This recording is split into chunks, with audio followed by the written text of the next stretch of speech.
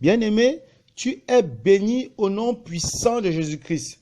Cette vidéo est le compte rendu de l'étude biblique de Apocalypse chapitre 2 du verset 5 au verset 25.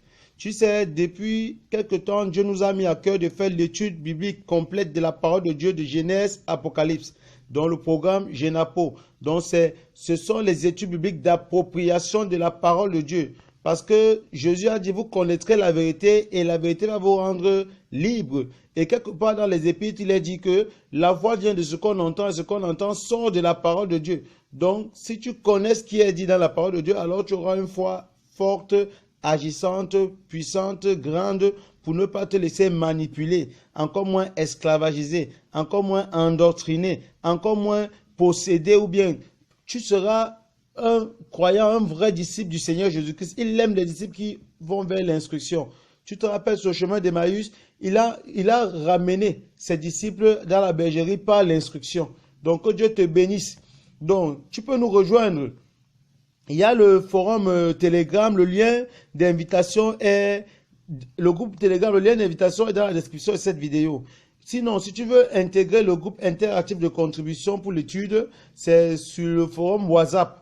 Et il y a un numéro dans la description de la vidéo. Tu envoies une invitation là-bas, une demande plutôt d'intégrer le groupe étudiant la Bible ensemble. Et après entretien avec toi, on va te donner le lien d'invitation. On va t'inviter, on va t'introduire plutôt. Comme cela, c'est important, bien aimé. Donc maintenant, la méthodologie est simple. Dans la journée, on envoie le test à tous les participants. Nous sommes environ 75 pour le moment. Nous sommes environ 75. On envoie le questionnaire à tous les... non, pas le questionnaire, le test. Chacun étudie et s'approprie la parole de Dieu. Maintenant, le soir, autour de 20h, GMT plus 1h, on envoie maintenant le questionnaire d'étude. Et selon que le modérateur du jour, selon que l'Esprit lui donne, il va envoyer un questionnaire qui permet maintenant de collecter ce que chacun, les uns et les autres ont étudié. Mais il y a toujours une possibilité pour tout un chacun, hormis ce questionnaire, d'apporter une contribution personnelle dans son résumé de l'étude, tout simplement. Donc voilà un peu, c'est vraiment interactif et c'est vraiment bénissant, bien aimé. Donc ça, c'est la 6e étude biblique dans cette lancée-là. Tu peux nous rejoindre là maintenant. Maintenant, si tu vois que tu ne peux pas nous rejoindre, alors tu t'abonnes à la chaîne. Chaque fois, et tu actives la cloche de notification. Chaque fois qu'il y a une vidéo qui condense ce qui a été fait, tu es le premier à être notifié. Ou bien s'il y a d'autres vidéos sur d'autres contenus instructifs que nous mettons en ligne, alors tu pourras en profiter également. Donc c'est une bonne chose. Et tu peux aussi commenter, et ça dit comment la vidéo, tu donnes ta contribution là en bas. Ça permet aussi de voir ce que toi tu as reçu, de recevoir tes critiques, de recevoir tes observations, tes appréciations et bien ainsi de suite. C'est très bien que les frères et sœurs en Christ puissent s'exhorter de la sorte. Surtout que dans ces jours-ci, les gens sont plus concentrés aux choses inutiles et futiles. Donc il faut mieux pour nous, enfants de Dieu, qu'on soit solidaires sur le partage autour de la parole de Dieu. Donc que Dieu te bénisse. Vraiment désolé pour cette introduction très longue. Nous allons passer directement à l'étude. Donc je vais donc prendre, comme je t'ai dit, le questionnaire d'étude. Dans le questionnaire d'étude, je lis une question et je lis la réponse, n'est-ce pas? La première question, donc après avoir lu Genèse chapitre 2 du verset 5 au verset 25,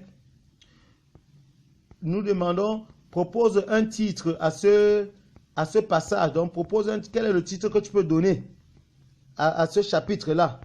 Première question, et tu dois justifier ce titre, n'est-ce pas? Donc propose ce titre, ou tout simplement, de quoi s'agit-il? Donc, de quoi s'agit-il dans ce passage? Dans le récit là. Donc maintenant, au mot pour mot, on voit qu'il s'agit de la création et des directives auxquelles l'homme devra se soumettre. Ça, c'est au mot pour mot. Mais ce que nous recevons comme titre à la suite de cette étude, c'est que Dieu organise sa création. Donc Dieu organise, dans Genèse 1 Genèse 2, du verset 5 au verset 25, on constate que Dieu organise sa création. Pourquoi on le dit? Dans ce test, il y a un retour sur tout ce que Dieu a créé dans Genèse 1, du verset 1 à Genèse 2, verset 4. Il retourne encore dessus, sur tout. Numéro 2. Sauf que dans cette partie-ci, il apparaît, donc notre Dieu apparaît comme s'il donnait. Il apparaît comme s'il voulait donner un certain ordre, un certain sens à tout ce qu'il a fait, en vue de responsabiliser l'homme et aussi pour que ce dernier le saisisse sans ambiguïté. Donc Dieu structure les choses davantage pour l'homme. Donc ceci devrait donc m'inspirer, c'est une parenthèse importante, ceci devrait donc m'inspirer ce fonctionnement du Dieu d'ordre à l'image et à la ressemblance de qui j'ai été créé. Donc il faut que cela m'inspire, que dans mon travail, que je sois aussi un homme d'ordre, un serviteur d'ordre, pour être un peu comme Dieu qui organise après une séance de création qui aurait duré 7 jours avec le jour de repos, il vient encore restructurer pour que les choses soient vraiment claires pour l'homme à qui il devait remettre l'administration. Maintenant, deuxième question. Observe bien l'ordre des activités et les séquences du premier récit de la création qui se situe dans Genèse 1 du verset 1 à Genèse 2 verset 4. Donc tu observes bien l'ordre des activités, les séquences. Et maintenant, celui du test d'étude d'aujourd'hui, ça dit Genèse 2 verset 5 à verset 25. Quelle est la position d'ordre de l'homme dans ces deux tests et quel commentaire cela t'inspire? Quand tu as observé, quelle est la position d'ordre? Donc, l'observation, je dirais, c'est que dans le premier, l'homme est le dernier à être créé. Dans le second, l'homme est le premier. Maintenant, la réponse que nous proposons, c'est que nous percevons plutôt une différence entre l'ordre des activités et des séquences du premier récit de la création, de Genèse 1, verset 1 à chapitre 2, verset 4, et celui du texte d'aujourd'hui, c'est-à-dire de Genèse 2, verset 5 à 25. Dans le premier, la création s'achève avec l'homme. Mais ici, elle est rédite en commençant quasiment par l'homme. Qui est? Donc, en commençant par l'homme, qui est quoi? Qui est tout aussi la seule créature à bénéficier de la part de Dieu d'une responsabilité sur tous les autres, vis-à-vis de lui-même ou même vis-à-vis de sa propre intimité. C'est ce que nous constatons dans ce texte. Donc, le commentaire que cela m'inspire, suivant l'organisation, c'est-à-dire le plan de Dieu, l'homme est non seulement mis au devant de la création, il est aussi accompagné par Dieu dans ses premiers pas de responsabilité. C'est mon Dieu qui me donne ainsi une position et qui m'accompagne vraiment.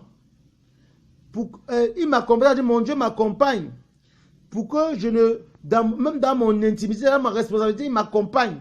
C'est ce qui se passe là dans Genèse 2, verset 5 au verset 25. Donc, troisième question. Autour de la création, à partir de ce test, distingue les responsabilités de tout un chacun. Autrement dit, distingue ce qui est fait, ou bien ce qui est du ressort de Dieu, et ce qui est de celui de l'homme. Ou encore, observe ce qui doit être fait ou ce qui est fait par Dieu,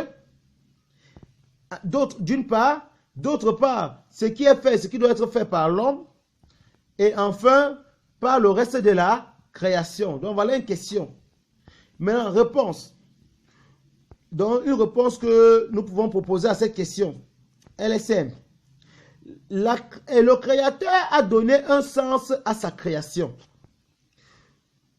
Tout autre qui ne cadre pas avec le sens que le Créateur a donné, c'est-à-dire au sens biblique donné par le Créateur, est une abomination et donc est contre nature.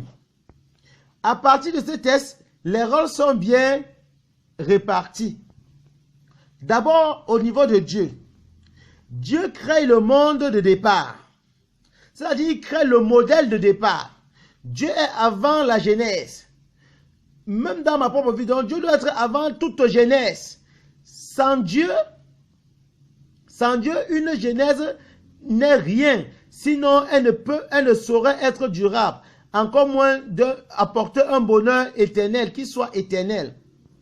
Quel que soit mon enthousiasme, je gagnerai à laisser Dieu à la genèse de tout ce que tout ce que je veux comprendre et tout ce que je veux entreprendre. Je gagnerai à laisser Dieu à la genèse. C'est la première des choses que je sors par là. Donc, maintenant, deuxième chose, Dieu donne, c'est-à-dire il donne et définit les rôles et les responsabilités. Non seulement Dieu il crée le modèle de départ, mais en plus, il donne et définit les rôles et les responsabilités. Aussi m'en a-t-il attribué en tant qu'homme à son image et à sa ressemblance, et en tant qu'un individu maillon de l'humanité.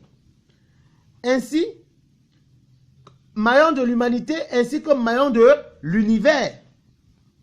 Donc, il est important pour moi de collaborer avec lui pour être satisfait dans ma peau et dans mes actions. Sinon, je serai en déphasage avec les responsabilités qu'il m'accorde. Troisième des choses sur ce qui revient à Dieu de faire. Dieu rend disponible tout ce qui est important pour le fonctionnement. Donc, dans le texte, on constate que Dieu rend disponible tout ce qui est bon pour le fonctionnement. Et autrement dit, concernant la création, il y a tout dans ce texte. Il ne reste plus que la gestion. C'est une façon de dire qu'au sorti des mains de mon Créateur, je suis gestionnaire et administrateur des biens, des compétences et des habilités qu'il me donne. Une autre chose qui est du ressort de Dieu. Dieu fait germer, c'est-à-dire pousser, il fait grandir et il fait multiplier. C'est la relève du ressort de Dieu. Alors je dis, même si je plante et arrose, c'est à mon Dieu que revient la décision de faire germer, de faire pousser et de faire multiplier. Alors, je vais planter et même implanter suivant sa volonté pour une efficacité à 100%. Une autre chose qui relève de la responsabilité de Dieu, nous voyons que Dieu responsabilise l'homme. Donc, qu'est-ce que je retiens là en gros dans cette caractéristique de Dieu? Je dis que soit je me limite à jouer et à assurer le rôle que je tiens de mon Dieu, ou bien que je m'en éloigne pour devenir esclave de ce qui est censé être à mon service, sous mes ordres. Donc ça, c'est un truc important, parce que c'est Dieu qui nous a responsabilisés, c'est lui qui nous a donné ce niveau de responsabilité. Donc maintenant, nous passons. Qu'est-ce qui relève donc de la responsabilité de l'homme, dans le texte de Genèse 2, du verset 5 au verset 25? Pour l'homme, il tient son rôle de Dieu et doit agir suivant ses pas. C'est-à-dire, il doit agir dans la continuité de ce que Dieu lui a confié. Ça, c'est la première des choses qui relève du rôle de l'homme. Donc, il tient son rôle de Dieu et doit agir dans la continuité. Deuxième chose, l'homme est chargé de gérer, de cultiver, de nommer et d'administrer. Donc, il doit nommer les animaux et les administrer. Alors, qu'est-ce que je note dans entre parenthèses? Si mon Dieu me considère et me traite comme un grand chef, qui doit faire quoi? Qui est chargé de gérer, de cultiver, de nommer et d'administrer, alors moi, je ne dois pas me dévaloriser pour me voir comme un esclave, pour devenir esclave de l'herbe, pour être un toxicomane, un alcoolique, une prostituée. Non, si Dieu me voit comme un grand chef qui doit gérer et administrer, je ne dois pas me voir dans la peau de quelqu'un qui est esclavagisé par le sexe, esclavagisé par la nature pour être un idolâtre, esclavagisé par mes confrères pour être un endoctriné. Dieu a dit que non, c'est moi qui gère, qui dois s'aimer, planter, qui doit gérer, nommer. Donc, il ne m'a pas donné une fonction, donc je ne dois pas me voir, je dois me voir exactement comme Dieu me voit, comme quelqu'un qui gère et non comme quelqu'un qui est esclavagisé ou qui est un esclave. Donc, l'autre truc qui relève du ressort de l'homme, l'homme a droit à une assistance de sexe opposé et de même nature que lui, c'est-à-dire un humain.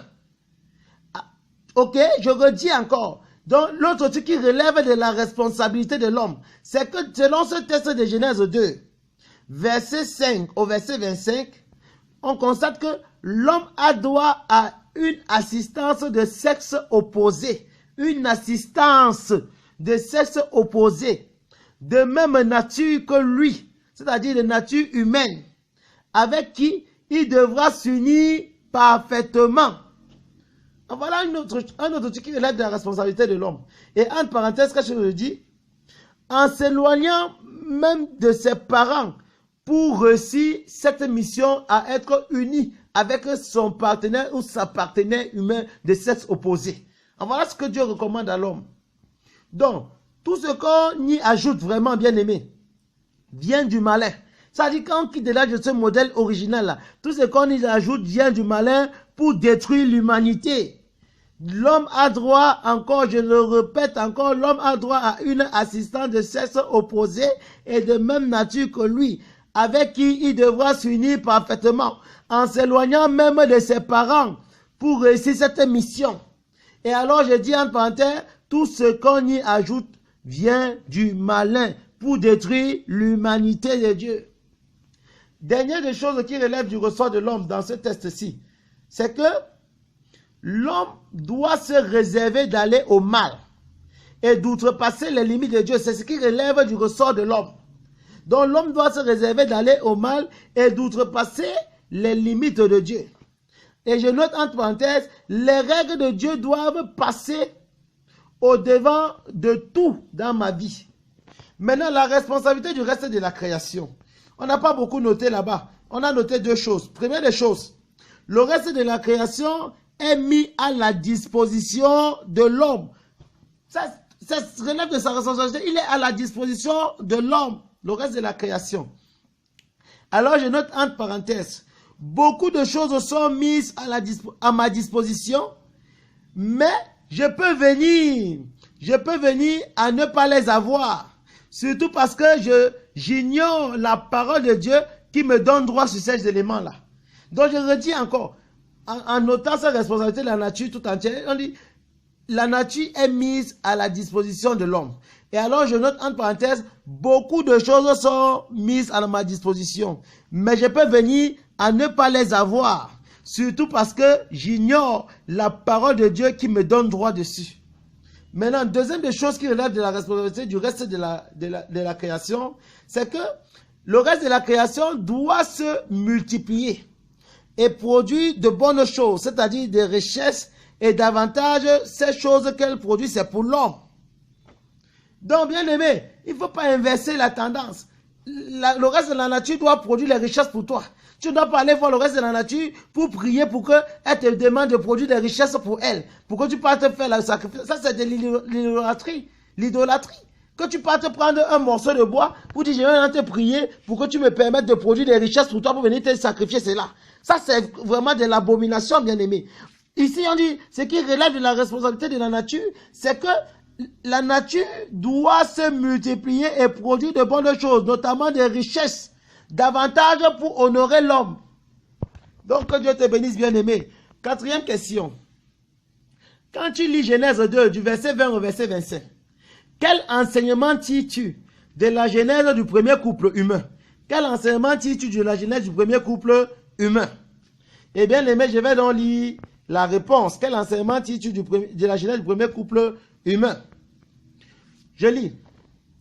Dieu prend la responsabilité de mettre le premier couple humain ensemble, c'est-à-dire Adam et Ève. Et lorsque Ève est présentée à Adam, la Bible nous dit que Adam s'est écrié de joie, il a exulté de joie. C'était exactement ce qu'il voulait. Donc maintenant, pour la genèse du premier couple humain, numéro 1, Dieu choisit sortir la femme par l'os de la côte de l'homme. L'homme avec grand H cette fois-ci parce que homme et femme est mélangé ici. Donc, l'homme choisit de sortir la femme par l'os de la côte de l'homme pour que le premier couple humain, c'est-à-dire le premier couple humain représente le modèle de tous les couples inspirés de Dieu, bien aimé. Modèle de tous les couples inspirés de Dieu. Si on veut faire le genre que Dieu avait fait à Adam et Ève. Voilà, je continue. Donc, Dieu choisit de sortir la femme de l'os, c'est-à-dire de l'os de la côte de l'homme, pour que le premier couple humain chemine ensemble côte à côte, dans l'harmonie parfaite. Maintenant, bien aimé, un petit raisonnement. Ça aurait été l'os de la tête que la femme prendrait autorité sur son mari. Ou ça aurait été l'os du pied que l'homme marcherait quasiment sur la femme. Mais Dieu, il a choisi de sortir l'os de la côte. Notre Dieu parle aussi par les symboles. C'est important, bien aimé, pour que l'homme et la femme marchent côte à côte. Deuxième chose sur la genèse du premier couple humain. Le mariage n'est pas un amusement. Aussi, Dieu ordonne à Adam et à Ève d'enseigner à leurs enfants comment arriver au mariage. Je te dis, jusqu'ici, là, il y a seulement 2 enseignements que les hommes reçoivent pour passer ça à leurs enfants dans la Genèse, dans le livre de la Genèse. Donc, le premier enseignement, c'est que vous ne devez pas manger de l'arbre qui est au milieu du jardin. Donc, ça dit, vous ne devez pas aller au mal. C'est ce que Dieu conseille à Adam et Ève. Et lorsque le premier couple humain est mis sur pied, Dieu leur donne encore un autre enseignement à passer à leurs enfants. C'est que le mariage n'est pas une mince affaire. Donc, il faut d'abord être mature et responsable. Aurait-il dit, quand il souligne que il faut être en mesure de se prendre en charge en dehors de l'appui et de l'encadrement parental. On était encore ici bien aimé dans le jardin d'Éden. Il n'y avait même pas encore le péché. Et Dieu disait déjà qu'il faut que l'homme soit capable de s'éloigner de son père et de sa mère pour prendre sa femme pour que les deux soient unis. Donc bien aimé, que ce soit important pour toi de le noter. Donc Dieu demande à Adam et Ève d'enseigner déjà leurs enfants sur comment on fait pour arriver au mariage. Ce n'est pas une mince affaire. Troisième des choses à retenir sur la genèse du premier couple humain. Le mariage a du prix aux yeux de mon Dieu. Oui, mon Dieu lui accorde beaucoup d'attention. Il accorde beaucoup d'attention au mariage. Et fait beaucoup de cérémonies avant de concevoir le tout premier couple. Tu as vu comment il a accordé beaucoup d'attention. Il a fait beaucoup de cérémonies avant de concevoir le premier couple, bien aimé. Hein? Et je te dis en parenthèse que si je ne connaissais pas mon Dieu, j'aurais eu beaucoup de peine à concevoir que ce soit ce même Dieu-là qui a créé tout l'univers avec tout ce qu'il y a d'énorme en un petit laps de temps record. Mais qui, pour le mariage, semble faire tourner ses ménages. Hein, bien aimé. Hein? Tu vois comment il fait beaucoup d'opérations, il fait beaucoup de cérémonies avant d'aboutir au mariage. Parce que le mariage a du prix aux yeux de mon Dieu, bien aimé. Donc, dernière des choses que je retiens encore, c'est que pour rien au monde, je ne dois prendre le mariage pour une mince affaire. C'est fini comme ça, bien aimé, pour cette question. 6e question, ou 5e question, partage ton résumé de l'étude avec nous. Donc, avant d'arriver au résumé, j'aimerais encore te rappeler qu'il y a le lien pour intégrer le groupe Telegram. Le lien d'invitation est dans la description de la vidéo. Et tu as également un contact dans la description de la vidéo si tu veux intégrer le forum interactif de contribution WhatsApp. Si tu veux intégrer ce forum, tu envoies une invitation par WhatsApp sur le numéro qui est dans la description. Et après, entretien avec toi, on va t'intégrer et c'est où tu vas faire les contributions pour l'étude. Et maintenant, si tu as reçu autre chose de ton étude du livre de Genèse, du chapitre 2, du verset 5 au verset 25, alors tu partages avec nous en commentaire. C'est important de savoir ce que tu as reçu. Même si tu as les points d'interrogation, les questions, tu les partages avec nous. C'est aussi intéressant de le savoir. Peut-être que Dieu peut nous éclairer pour que nous te donnons quelques conseils. Hein, bien aimé. Donc, que Dieu te bénisse davantage. Je lis dans le résumé de l'étude. Mon résumé à la suite de cette étude de Genèse 2, du verset 5 au verset 25 est simple. Dieu a tout créé et a donné un sens ou une responsabilité à tout. Alors, entre parenthèses, je dois bien connaître la mienne pour bien l'accomplir. Deuxième des choses que je retiens, Dieu met à ma disposition tout ce qui est nécessaire pour la réussite de ma vie et de ma mission. Donc, entre parenthèses, ce que je note, c'est que je dois avant tout y croire. Je dois croire à cela. Sinon, je ne pourrais ni bénéficier, encore moins opérer avec assurance. J'ajouterai même maintenant que je dois également aller lire dans la parole de Dieu pour savoir tout ce dont Dieu a mis à ma disposition pour réussir ma mission. Donc, troisième des choses à retenir de cette étude de Genèse, c'est que mon Dieu m'a donné ma position. Ça veut dire que ma position là, c'est mon Dieu qui me l'a donnée. Alors, je reçois donc les ordres absolus de lui seulement, de Dieu seul, et non de la nature encore moins des hommes, encore moins de moi-même, encore moins de la force des événements. Donc les ordres absolus, je dois les recevoir de Dieu. Quand quelque chose est absolu, c'est de Dieu, pas de la nature. Ça, c'est de l'idolâtrie. Ou même des autres hommes, ça, c'est de l'endoctrinement. Je ne suis pas loin de quelqu'un. Ou même de moi-même, ça, c'est du narcissisme. Ou même de la force des événements, ça, c'est du catastrophisme ou bien n'importe quoi d'autre comme cela. Hein, bien aimé, je dois recevoir des ordres absolus de l'Éternel seulement. Donc, une autre chose importante, c'est que, quelle que soit ma force ou mon intelligence, le dernier mot sur mes projets et mes événements revient à Dieu. Alors, entre parenthèses, humilité oblige. Car tout compte fait, c'est Dieu qui fait germer, c'est Dieu qui fait croître, c'est Dieu qui fait produire, c'est Dieu qui fait multiplier. Donc, et il fait tout cela en sa saison. Mais il faut quand même le croire, bien aimé, que ta saison existe dans l'agenda de Dieu. Oui, parce que Dieu a dit qu'il n'a pas formulé les projets de malheur sur nous, mais les projets de prospérité et de réussite. Donc, tu as aussi ta saison auprès de Dieu. Ok? Donc, Dieu, une autre chose importante à retenir, c'est que Dieu m'interdit d'aller au mal. En parenthèse, le mal se définit ici uniquement par rapport à Dieu seul, hein, bien aimé. Mon mal, quand il dit le mal, c'est par rapport à Dieu. Ce n'est pas le mal que n'importe qui vient définir dans son dictionnaire pour dire morale, moralité. Non, non, non, ce n'est pas la moralité, bien aimé. C'est le mal par rapport aux ordonnances de Dieu, à la volonté de Dieu. Donc, que Dieu te bénisse dans la bonne compréhension de ce que je suis en train de dire. Donc, Dieu m'interdit d'aller au mal. Et je retiens donc chaque fois que je me laisse séduire parce qu'il m'interdit, c'est au péril de ma propre vie que j'agis de la sorte. Chaque fois que je me laisse séduire parce que Dieu m'a interdit, c'est au péril de ma propre vie. Ma vie même charnelle, surtout ma vie spirituelle. Donc, parce qu'il a dit, le jour où vous mangerez, vous mourrez. Ils ont mangé, ils ne sont pas morts physiquement, mais spirituellement, ils étaient déjà séparés de Dieu. Voilà que la gloire de Dieu est partie, ils ont vu qu'ils étaient nus. Donc, on va étudier ce test-là, Dieu voulant, très prochainement. Donc, en acceptant vivre en couple, c'est un autre truc important à retenir, en acceptant vivre en couple, je m'engage à être parfaitement uni à mon conjoint et à y veiller, c'est-à-dire à veiller à être toujours uni et en harmonie avec mon conjoint. Donc, dans ce cas, je dois bien réfléchir avant de faire quoi que ce soit pour me mettre en couple. De même, je dois bien réfléchir avant de faire quoi que ce soit quand je suis en couple. Donc, avant de dire que je vais rentrer chez mes parents, je vais me séparer, je vais divorcer, le tribunal, non, je dois bien réfléchir. Parce que c'est un engagement que j'ai pris devant l'Éternel des armées. Et il n'aime pas quand quelqu'un prend l'engagement pour venir encore rompre après. Donc, c'est à bon entendeur, salut. Donc, et en conclusion donc, de tout cette séance d'appropriation de Genèse 2, du verset 5 au verset 25, je dirais en conclusion que je reste un gracié de l'Éternel.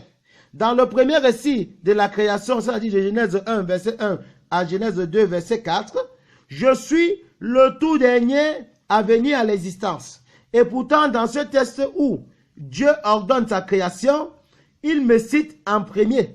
En plus, il me donne la responsabilité de veiller sur moi, sur toute la création.